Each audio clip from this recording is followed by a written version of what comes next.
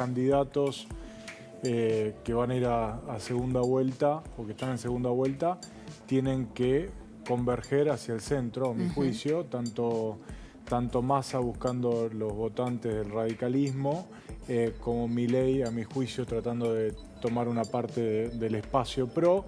Y esto aleja las posiciones más extremas. Por un lado, la idea de cerrar el Banco Central. Digo, si Milei, a mi juicio, busca tener chance, tiene que moderar ese discurso y obviamente ese plan económico. ¿Sin dolarización, decís vos? Sin dolarización, porque yo creo. Viste que muchos de sus votantes están detrás de él justamente porque convalidaban la idea de la dolarización. ¿Cómo les explicás ahora que fue un eslogan de campaña? Bueno, tenés que sumar.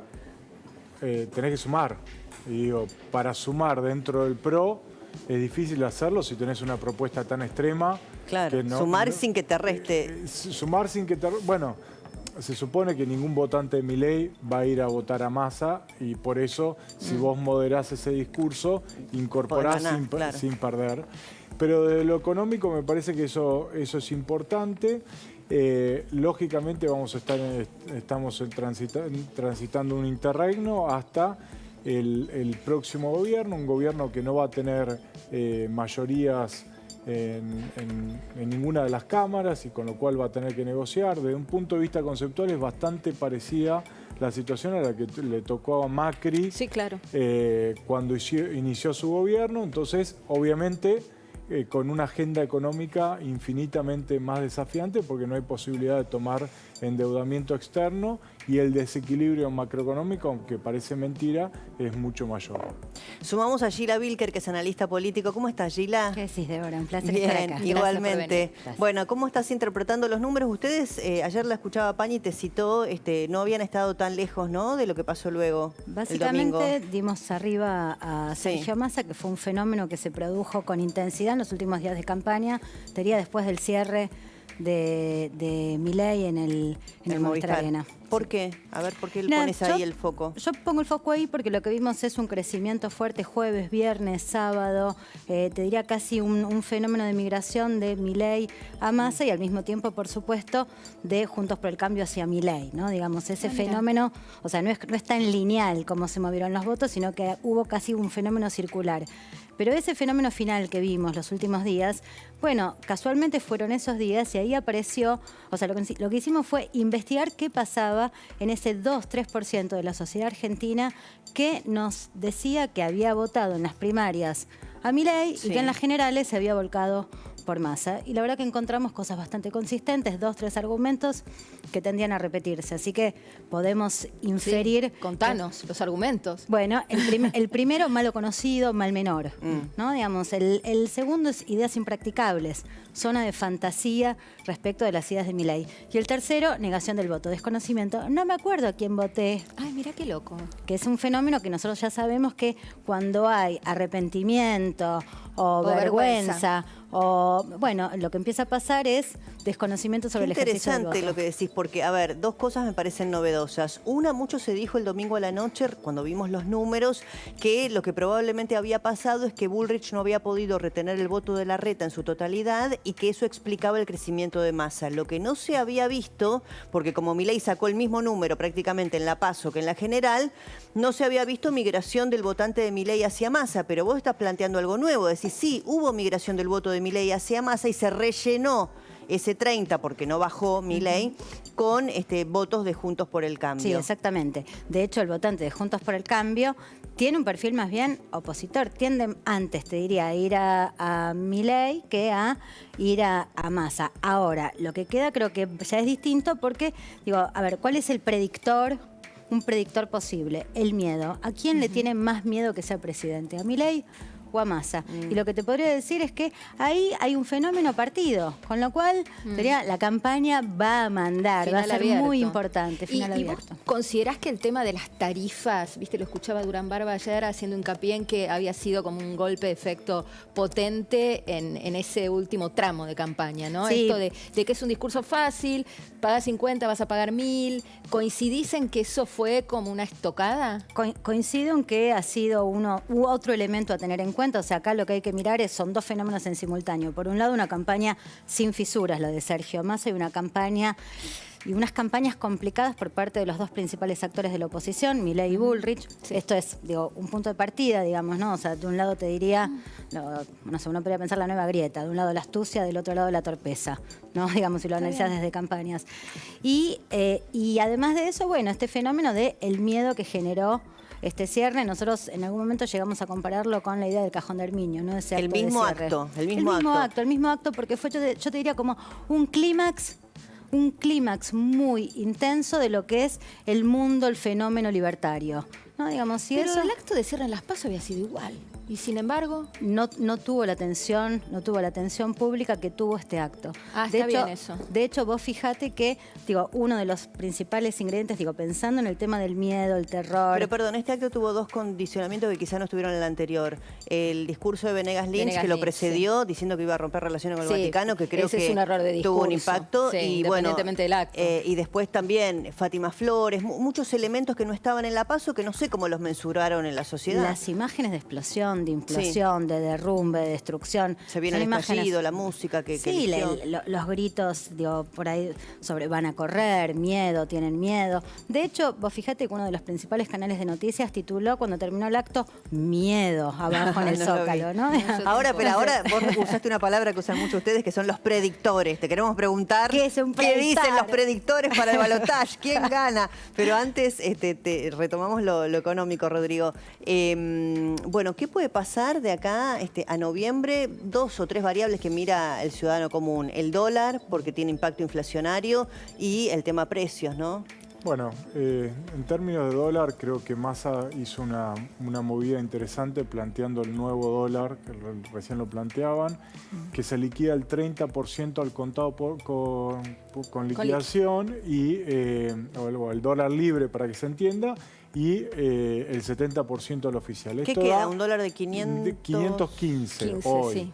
Pero ¿qué te genera? Como el Banco Central 29. ya no tiene posibilidad de seguir interviniendo, no tiene capacidad de fuego, lo que hace es generar que todos los exportadores, una parte de los exportadores, en realidad son todos, liquiden una parte de esa oferta de dólares en el mercado contado con liquidación. Y esto también aleja por ahí la visión más extrema de dolarización. Nosotros veníamos, o el mercado estaba preparándose para un escenario con cierta probabilidad de Milei ganando en primera vuelta. No digo que fuera lo que iba a pasar, obviamente no terminó pasando, pero el mercado se estaba preparando para eso. Y había una tensión muy grande en el mercado cambiario. Hoy lo que sabemos es que con una probabilidad importante que gane más, al menos 50%. Digo, ahora lo vamos a discutir.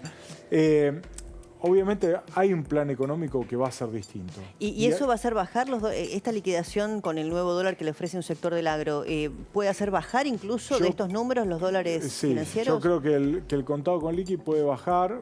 Hoy hay otros instrumentos que el mercado está viendo, la cobertura con deuda con SER. ¿Qué se puso sobre la mesa? El hecho de que es muy poco probable que Massa, en caso de ser gobierno, defaultee la deuda en pesos. No lo hizo, no lo debería hacer, y sabemos que va a haber muchísima inflación. La corrección del tipo de cambio va a acelerar la inflación por niveles, yo diría, por muchos meses, con inflación de 2 dígitos mensuales. ¿Sabes qué es lo extraño en todo lo que describís? Que para el electorado es casi irrelevante que no haya propuesta económica, porque vos decís, y vale para los dos candidatos, vos decís, Milei va a olvidarse un poco de la dolarización, va a ir al centro. La propuesta económica de Massa, más allá de los parches, la verdad que nunca la explicitó. Es cierto. Y, viste, en un país con las variables macro tan desalineadas, que no importa el plan económico, es raro. Yo creo que hay 2 dimensiones de esto. Una es, nadie te va a decir que vas a acelerar la inflación. Nadie te va a decir que va a ajustar, porque la verdad lo que viene es una caída de la actividad. O sea, los candidatos están tratando de hacer lo que pueden para disimular lo que nosotros o los economistas anticipamos que es evidente que pase, que después de las elecciones todos los cheques que firmó Massa, que está pagando ahora, o sea, se terminen pagando después de las elecciones. Entonces, todos esos cheques que implican aceleración inflacionaria, suba del tipo de cambio oficial, que ya se viene dando, pero de una manera todavía más notoria, y caída de actividad. No hay forma de bajar la inflación sin una retracción del nivel de actividad Bueno, económica. ahí tiene un... Nadie va a militar eso. Claro, digo. una respuesta política, por eso vamos allí. Ahí abre dos cosas. Una, lo que yo te preguntaba antes de los predictores, ¿qué ves para el balotaje? ¿Quién está mejor posicionado? ¿Quién puede ganar? Y lo que decía Rodrigo en materia económica, llevado a lo político, digamos, la explicitación de un plan económico me parece que no le es redituable a ningún candidato, porque lo que tiene que contar, no se puede hacer una épica con el ajuste, no sé, ¿cómo lo ves vos? Mira, respecto de hacia dónde encaramos, bueno, faltan 28 días y la campaña recién empieza. Yo creo que acá arrancó una nueva escena. Me parece que asignar mayores chances a uno o a otro en este momento. Muy pronto. Y sí, digo, me parece que el triunfalismo no le hace bien al oficialismo y también me parece que el derrotismo para el segundo tampoco es justo. Entonces, digo, me parece que con justeza esto se va a definir en la campaña. Sí es cierto que el punto de partida fue el domingo a la noche, los discursos de lectura, creo que es un momento de gran atención de la sociedad a los candidatos y lo que vimos es, bueno, digo, esto que te planteaba que venía de arrastre, que es un candidato que se lo vio suelto, cómodo con su discurso y un candidato constreñido, leyendo, balbuceante, no digamos con dificultad. Y esto de sumar gente, ¿no? Yo me interesa mucho tu punto de vista, era una mirada mía, pero bueno, vos sos la experta acá en análisis político. Esto de Milei de empezar a decir, bueno, que Bullrich venga, que sea mi ministra de Seguridad, que venga a la izquierda, que es muy buena para el desarrollo del capital humano, que venga, bueno, menos los radicales que son todos traidores. Esto me hace acordar un poco a Larreta, que no le funcionó cuando ponía Pichetto, ponía nombres, figuras y después perdió la interna con Bullrich. A Bullrich después de ganar a Larreta, que empezaba a sumar, que lo pongo a Fernán Quiroz, que lo pongo a Melconian, que lo pongo a Larreta de jefe de gabinete. ¿Eso te desperfila? ¿Eso sirve? ¿Eso suma? Mira, a mí me cuesta acompañarte en la comparación con Larreta, porque Larreta es un dirigente con gran cintura política y que efectivamente tenía un vínculo fluido con los actores a los que proponía traer. Claro, era creíble. Era creíble, o sea, efectivamente se trataban de alianzas, sí, qué sé yo, alianzas genuinas, te diría. Sí. En este caso hay un problema que es que, bueno, cuando yo recién te decía las torpezas, parte de las torpezas es el universo de insultos hacia, ahora busca aliarse con alguien a quien tildó de asesino. El problema no es tanto la figura política, claro, sino que ni la distancia ideológica. Ni la distancia ideológica. No, hay un problema ahí que además... lo personal. Es lo personal y además que a los electores les está diciendo, vos votaste una asesina. Y nadie quiere estar en ese lugar, que además es mentira. O sea, esa estrategia entonces, no te parece una estrategia inteligente. A ver, no le queda más remedio. Claro. Va a tener que buscarla, va a tener que intentar seducir a los otros actores, va a tener que intentar seducir a la afinidad que sienten los electores por esas figuras. El problema es que es muy difícil sacarse de encima te diría el fundamentalismo rabioso que exhibió en el último tramo de la campaña. Por eso apela al kirchnerismo antikirchnerismo. Me parece que ahí encuentra una manera de acomodar eso. Veremos si es una manera, digamos, que cale en el ciudadano, pero es la única forma que tiene de resolverlo. Bueno, ok, dije barbaridades, pero kirchnerismo antikirchnerismo. Sí, es un ordenamiento posible.